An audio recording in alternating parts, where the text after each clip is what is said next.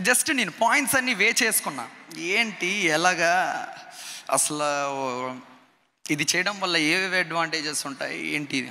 ఇండస్ట్రీలో ఈ మధ్య సెలబ్రిటీల నిజ స్వరూపాలు బయటపడుతున్నాయి. నిన్న జానీ మాస్టర్ తనను వేధించాడని ఒక కొరియోగ్రాఫర్ మీడియా ముందుకొచ్చింది. ఆ వ్యవహారం కొనసాగుతూ ఉండగానే ఇప్పుడు మరో బ్లాస్ట్ పేలింది. ప్రముఖ యూట్యూబర్ హర్ష సాయి మీద కేసు నమోదైంది. యూట్యూబ్లో దాదాపు 14 మిలియన్ ఫాలోవర్స్ ఉన్న హర్ష సాయి బెట్టింగ్ యాప్స్ను ప్రమోట్ చేసి 2 చేతులా సంపాదిస్తున్నాడు అంటూ ఆరోపణలు అయితే ఎదుర్కొన్నాడు.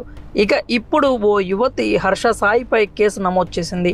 పెళ్లి పేరుతో 2 కోట్ల రూపాయల వరకు తన వద్ద వసూలు చేశాడంటూ ఆవిడ ఆరోపించారు.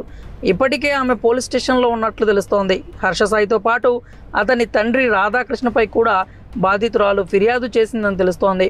పేదలకు సాయం చేస్తూ వీడియోలు తీసుకుంటూ సోషల్ మీడియాలో పోస్ట్ చేస్తుంటాడు హర్ష సాయి. ఇలాగే ఫాలోవర్స్ను సొంతం చేసుకున్నాడు. హర్ష సాయి హీరోగా ఈ మధ్య ఓ సినిమా కూడా మొదలైంది. అతనే సొంతంగా ఓ కథ రాసుకొని స్వీయ దర్శకత్వంలో హీరోగా నటించిన చిత్రం మెగా. అప్పట్లో టీజర్ను కూడా విడుదల చేశారు. అయితే ఆ సినిమాకు నిర్మాత ఎవరో కాదు, big boss fame Mitra Sharma. Big boss ఓటీటీలో పాల్గొన్న మిత్రా శర్మ నిర్మాతగా మారి హర్ష సాయితో సినిమా అనౌన్స్ చేసింది. ఇక హర్ష సాయి గురించి ప్రత్యేకంగా చెప్పాల్సిన అవసరం లేదు.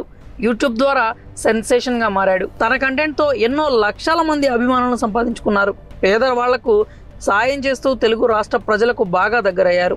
అయితే కొన్నాళ్ల నుంచి హర్ష సాయి వివాదాల్లో చిక్కుకుంటూ వస్తున్నాడు. మరి హర్ష సాయిపై ఈ విధమైన కేసు నమోదు కావడాన్ని ఎలా చూస్తారు? మీ అభిప్రాయాలను కామెంట్స్ రూపంలో తెలియజేయండి. నిజమే కదా, మనం ఎక్కువ ఇవ్వాలంటే మనకు ఎక్కువ డబ్బులు కావాలి, లేకపోతే ఎలా అవుతుంది.